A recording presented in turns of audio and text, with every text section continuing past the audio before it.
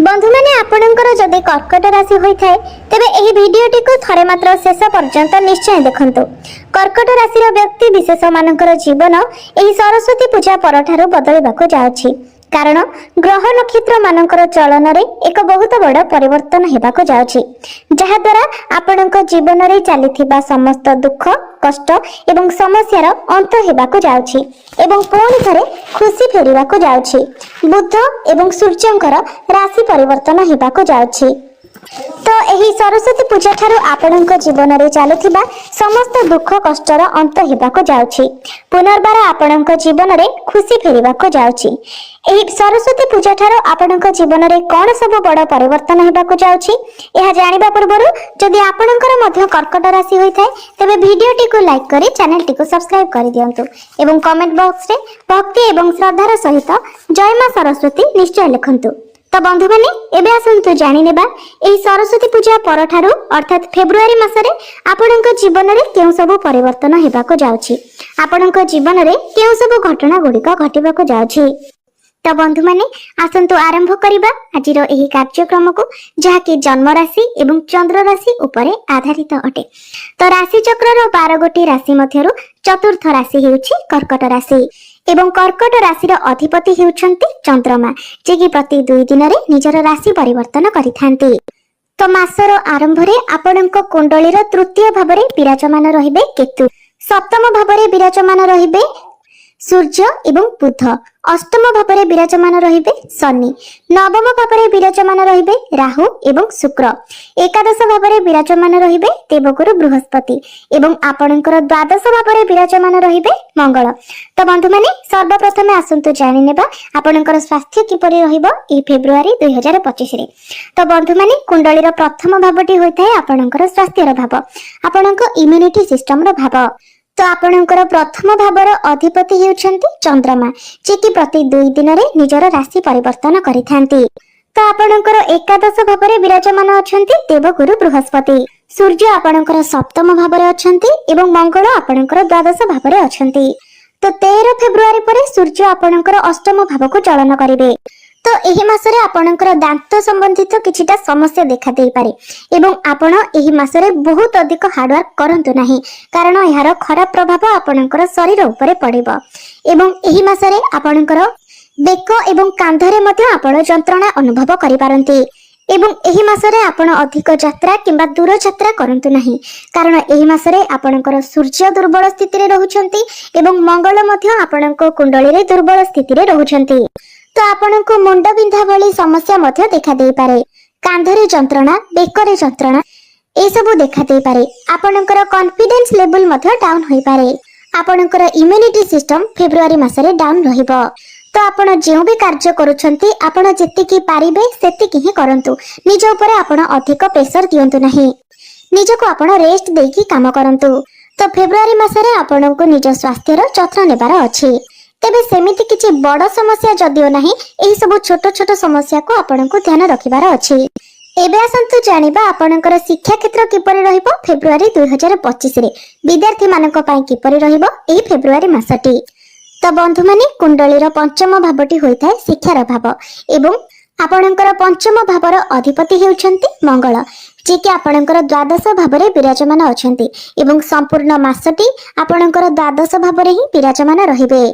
मात्र बृहस्पतिंकर दृष्टि आपणकर पंचम भाव ऊपर को रहुछि, शनि मध्य दशम दृष्टि रे आपणकर पंचम भाव को देखुछन्ति, राहुंकर नवम दृष्टि मध्य आपणकर पंचम भाव ऊपर को रहुछि। तो पाठ पढ़ा तो आपणकर फेब्रुआरी मासरे भल रहिबो, मात्र आपण प्रत्येक जिंस को नेकी कंफ्यूज होई जिवे, अर्थात आपणक मध्य अधिक कंफ्यूजन रहिबो। तो फेब्रुआरी मासरे जदि आपणकर कोनोसी एग्जाम अछि किंबा पाठ पढ़ा सह जड़ित कोनोसी भी बड़ जिनिस अछि, तो आपण निजको स्टेबल करबा पई चेष्टा करंतु, तरबरिया भाबरे आपण किछि भी करंतु नाही, नचेत आपण सेथिरे विफल होई पारंती। तो आपण निजको स्थिर रखंतु, स्थिर होई आपण पाठ पढ़ंतु, मने रखिबा पई चेष्टा करंतु एवं एग्जाम दियंतु, कारण जेहेतु आपणकर पंचम भावर अधिपति द्वादश भावरे अछंती, तो जदि आपण तरबरिया भाबरे किछि करंती तो परे आपनको एथि पई पस्तेइबाको पड़िबो। एही समय आपण ऑनलाइन जिंसटु दूरे रुहंतु, मोबाइल ठारू जेते पारिबे दूरे रुहंतु, सांग साथींक सहित मिलामिशा करबा परिवर्ते आपण पाठ पढ़ारे टिके अधिक ध्यान दियंतु, कारण आपनको एही मासरे निजर पाठ पढ़ारे टिके अधिक परिश्रम करबाको पड़िबो। कारण आपण जदि परिश्रम न करंती हुए तो आपण एग्जाम रे क्वालिफाई करि न पारंती। सेथिपई अन्य सब जिनिस को बाद दे आपण निजर पाठ पढ़ा को टिके अधिक इंपोर्टेंस दियंतु। एबे आसंतु जानिबा आपणकर प्रेम जीवन किपरि रहिबो ए फेब्रुआरी 2025 रे। तो बंधु माने कुंडलीर पंचम भावटी आपणकर शिक्षार भाव हेबा सहित पंचम भावटी मध्ये होइथाय आपणकर प्रेम जीवनर भाव, आपणकर संतानर भाव एवं आपणकर पंचम भावर अधिपति हेउछन्ति मंगल, जे कि संपूर्ण मास सारा आपणकर द्वादश भावरे रहिबे। तो बंधु माने फेब्रुआरी मासरे आपणक मध्यरे बिना किछि कारण रे ही झगड़ा हेबो, मनांतर मतांतर हेबो। एमिति होइथाय जे हमर मनांतर मतांतर हेबा पछरे किछि कारण रहिथाय, मात्र एही मासरे बिना कारण रे ही आपणक मध्यरे मनांतर एवं मतांतर हेबो। मात्र गुरुंकर दृष्टि आपणकर पंचम भाव उपरे रहुछि, जहा फଳରେ आपणको आपणकर पार्टनर को मनेइबाको पड़िबो एवं आपण तांको मनेइबे मध्य। तो फेब्रुआरी मासरे आपणकर प्रेम जीवन 70 to 75% भल रहिबो। मात्र छोट छोट कथारे ही नाराज होई जिबा, छोट छोट कथारे जिद करिबा, ए सब आपणकर पार्टनर मध्यरे अधिक देखा देबो। तो आपणको ही ए सब रे एडजस्ट करिबाको पड़िबो। तो आपण जदि ए सब जिनिस को एडजस्ट करि नेबे, कंट्रोल करि नेबे, तो आपणकर प्रेम जीवन भल रहिबो। मात्र जदि आपण मध्ये सेही परि व्यवहार करिबे तो निश्चित मध्यरे आपणक मध्यरे समस्या हेबो। एबे आसंतु जानिबा आपणकर वैवाहिक जीवन किपरि रहिबो फेब्रुआरी 2025 रे। तो बंधु माने कुंडलीर सप्तम भावटी होइथाय आपणकर वैवाहिक जीवनर भाव, आपणक जीवन साथीर भाव। तो आपणकर सप्तम भावरे बुध विराजमान अछंती एवं भल स्थिति रे अछंती। सूर्य मध्ये आपणकर सप्तम भावरे भल स्थिति रे अछंती। तो बंधु माने फेब्रुआरी मासरे आपणकर वैवाहिक जीवन बहुत भल रहिबो। मात्र सूर्य जेहेतु आपणकर सप्तम स्थान रे विराजमान अछंती, तो आपणक पार्टनर को मध्यरे टिके क्रोधी स्वभाव आपण देखिबाको पाइबे। कारण सूर्य हेउछंती अग्नि तत्वर ग्रह एवं ए सब रे आपणको एडजस्ट करिबाको पड़िबो, आपणको निजको कंट्रोल करिबाको पड़िबो। किबा जदि आपण पारिबे तो ए सब को आपण अवॉइड मध्य करि पारंती। जदि आपण ए सब को अवॉइड करंती, कंट्रोल करि नियंती, तो आपणकर वैवाहिक जीवन फेब्रुआरी मासरे भल रहिबो। एबे आसंतु जानि नेबा सबुठारु महत्वपूर्ण विषय वस्तु आपणकर भाग्य, क्यारियर एवं व्यापार वाणिज्यर स्थिति किपरि रहिबो फेब्रुआरी 2025 रे। तो बंधु माने कुंडलीर नवम भावटी होइथाय आपणक भाग्यर भाव, दशम भावटी होइथाय आपणकर क्यारियर भाव एवं सप्तम भावटी होइथाय आपणकर व्यापार वाणिज्यर भाव। तो आपणकर नवम भावर अधिपति हेउछन्ति देवगुरु बृहस्पति, जे कि आपणकर एकादश भावरे विराजमान अछन्ति। एकादश भावटी होइथाय लाभर स्थान। तो गुरु आपणकर लाभ स्थान रे बहुत भल स्थिति रे अछन्ति। एमितिरे भी शुक्र मध्य आपणकर भाग्य स्थान रे उच्चस्थ अछन्ति एवं एही मासरे शुक्रंकर मध्य कोनोसी राशि परिवर्तन हेबार नाही। तो फेब्रुआरी मासटी आपणक भाग्य को नेकी बहुत ही भल रहिबो।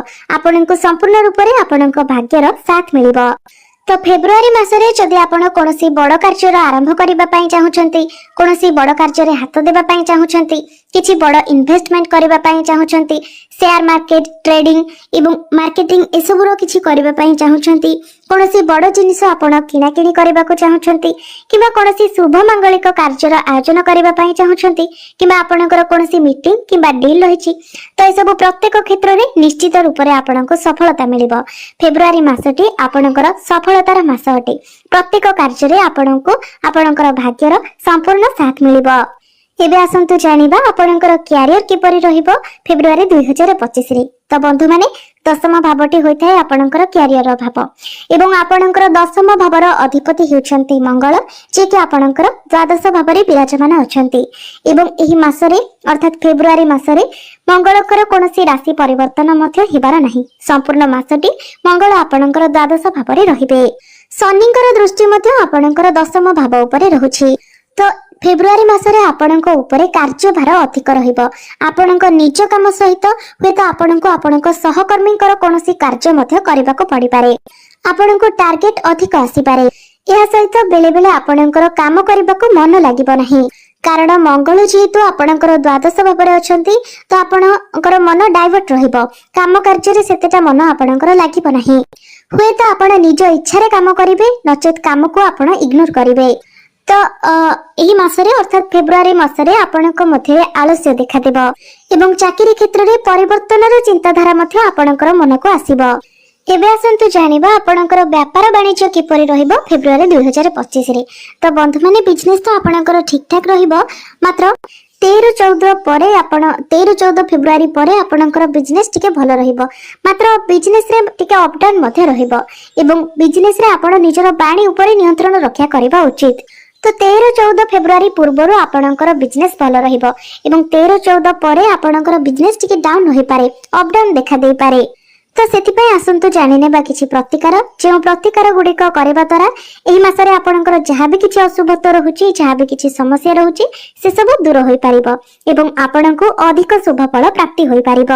ତ ସେଥିପାଇଁ ପ୍ରତ୍ୟେକ ଦିନ ଆପଣ ସୂର୍ଯ୍ୟଙ୍କର ବୀଜ ମନ୍ତ୍ର 108 ଥର ଜପ କରନ୍ତୁ ଏବଂ ଏହି ମାସରେ ଯେହେତୁ ମଙ୍ଗଳ ଆପଣଙ୍କର ଦୁର୍ବଳ ସ୍ଥିତିରେ ରହୁଛନ୍ତି, ତ ପ୍ରତ୍ୟେକ ଦିନ ଆପଣ ମଙ୍ଗଳଙ୍କର ବୀଜ ମନ୍ତ୍ର ମଧ୍ୟ 108 ଥର ଜପ କରନ୍ତୁ।